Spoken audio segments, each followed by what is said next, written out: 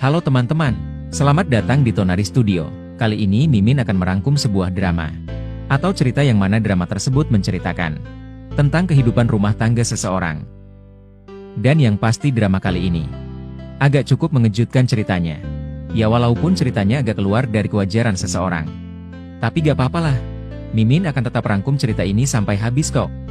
Pokoknya buat kalian semua pantengin terus dan jangan sampai terlewatkan. Baiklah kita langsung saja ke ceritanya.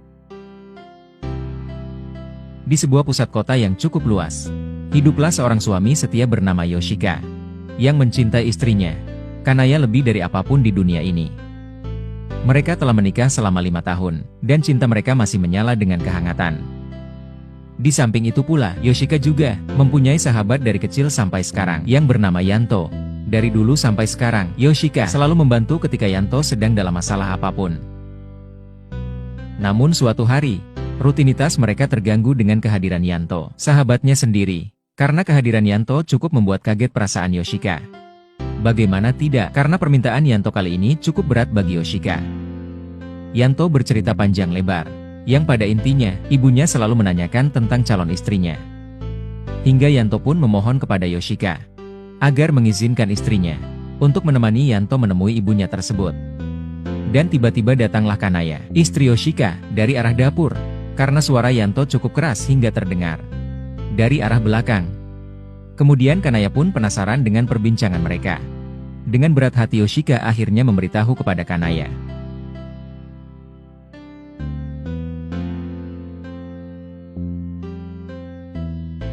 Kanaya pun kaget dengan apa yang disampaikan oleh suaminya. Namun di saat itu Yanto pun terus berusaha menjelaskan kepada Kanaya agar bisa membantunya. Dengan berbagai seribu alasan, Yanto pun terus meminta agar keinginannya dapat terpenuhi. Dan pada akhirnya Kanaya pun mengiyakan keinginan Yanto. Mungkin Kanaya berpikir karena Yanto adalah sahabat dari suaminya. Di saat itu pula hati Yanto sangat senang dan gembira. Dan dia ucap terima kasih kepada Kanaya dan Yoshika. Namun hati kecil Yoshika sungguh berat menerimanya. Karena permintaan Yanto kali ini cukup berat bagi Yoshika. Tapi itulah Yoshika, dia mungkin orangnya terlalu baik kepada Yanto. Akhirnya Yoshika pun tidak ada pilihan lain selain menuruti keinginan Yanto.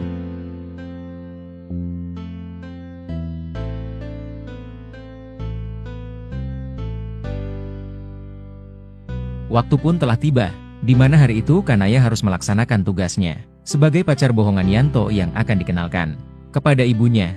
Dengan penampilan Kanaya yang sangat cantik dan anggun, membuat Yoshika pun makin berat hati merelakan Kanaya pergi untuk menemui Yanto dan ibunya.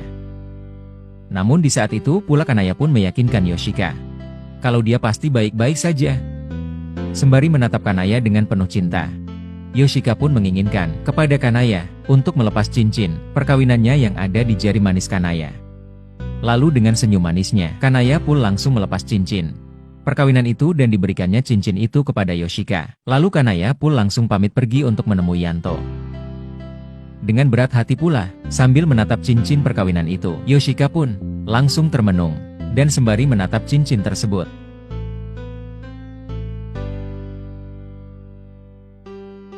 Hingga waktu pun telah berlalu. Singkat cerita, Kanaya pun pulang dengan ekspresi gembira setelah menemui Yanto dan ibunya. Dan tak lama pula Yoshika pun langsung menanyakan kepada Kanaya gimana tadi pertemuannya dengan Yanto dan juga ibunya. Lalu dengan perasaan tenang, Kanaya pun menjawab pertanyaan Yoshika bahwa semua rencana Yanto berjalan mulus.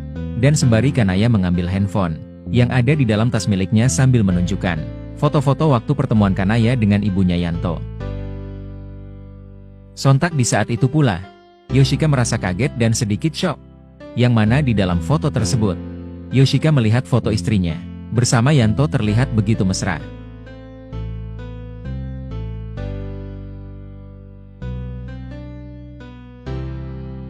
Lalu dengan perasaan bingung Kanaya pun menjawab dengan terbata-bata, karena Kanaya pun tidak sadar kalau tangan Yanto bisa sampai memegang pinggulnya.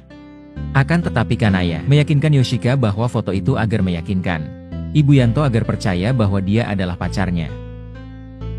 Dengan wajah yang sedikit murung, Yoshika pun terdiam. Mungkin semua itu demi kelancaran usaha Yanto agar ibunya percaya. Dan kemudian di keesokan harinya, Kanaya menemui Yanto kembali sebagai tugasnya, menjadi pacar bohongan Yanto. Tapi sayangnya, ibunya Yanto mendadak tidak enak badan. Akhirnya Kanaya pun hendak pulang kembali ke rumahnya. Namun di saat Kanaya hendak pergi meninggalkannya, tiba-tiba Yanto dengan sengaja menghentikan langkah Kanaya dan menarik badan Kanaya, hingga keduanya pun kini saling berdekatan. Kanaya pun kaget dengan tingkah Yanto yang tiba-tiba dengan sengaja memeluk dirinya, hingga Yanto pun tanpa basa-basi, tangan Yanto langsung menyusup masuk di dalam pakaian bawah Kanaya. Hingga tangan Yanto pun basah. Setelah ditarik keluar, mungkin saja di dalam celana Kanaya tersebut ada sumurnya. Jadi tangan Yanto pun basah. Ada-ada saja tingkah laku Yanto ini. Namun ketika Yanto hendak melakukan lebih dalam, tiba-tiba handphone Kanaya berdering. Sontak membuat Kanaya pun kaget. Karena deringan handphone Kanaya tidak lain, tidak bukan adalah telepon dari Yoshika, suami Kanaya. Dan akhirnya tanpa basa-basi, Kanaya pun bergegas langsung pergi meninggalkan Yanto dan segera pulang ke rumahnya. Haduh Yanto, dasar laki-laki kurang ajar kamu ini. Istri teman sendiri kau mau disikat juga. Selang beberapa menit kemudian, akhirnya Kanaya telah sampai di rumahnya, yang telah ditunggu oleh sang suami yaitu Yoshika. Saat itu pula Yoshika langsung menanyakan kepada Kanaya tentang pertemuannya tadi dengan ibunya Yanto. Namun Kanaya agak sedikit sedih dengan kejadian tadi. Dan Kanaya pun tidak mau kalah suaminya, sampai tahu kejadian itu saat bersama Yanto, karena Kanaya tidak mau membuat Yoshika kecewa, apalagi marah terhadapnya. Dan Yoshika pun percaya dengan ucapan Kanaya sembari meninggalkan dirinya.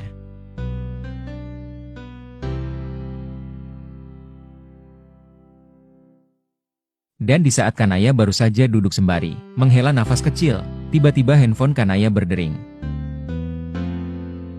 Setelah dibuka handphone tersebut, ternyata Yanto mengirim pesan kepadanya. Yanto meminta maaf kepada Kanaya atas kejadian tadi. Dan di dalam pesan itu pun Yanto bermaksud mengajak Kanaya kembali untuk menemui ibunya. Karena ibunya selalu memanggil-manggil nama Kanaya. Dengan perasaan sedih dan juga berat bagi Kanaya, akhirnya Kanaya pun mengiyakan kembali ajakan Yanto untuk menemui ibunya. Walaupun sebenarnya Kanaya merasa curiga terhadap Yanto.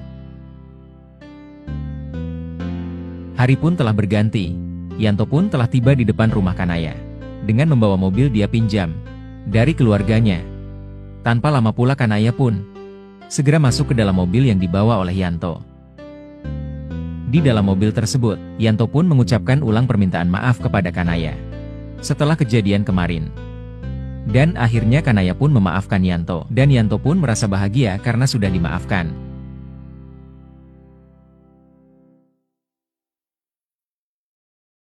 Namun di saat itu pula Yanto pun langsung menyatakan perasaannya terhadap Kanaya, dan Yanto pun jujur atas semua kejadian kemarin. Bahwa sebenarnya semua itu adalah kebohongan. Nanek ditemui Kanaya tersebut bukanlah ibu Yanto, tetapi orang lain. Yanto pun tahu akan hal ini sebenarnya tidak baik untuk hubungan dia dan Yoshika. Tapi apalah daya bahwa memang cinta itu buta. Tidak pandang bulu siapapun itu.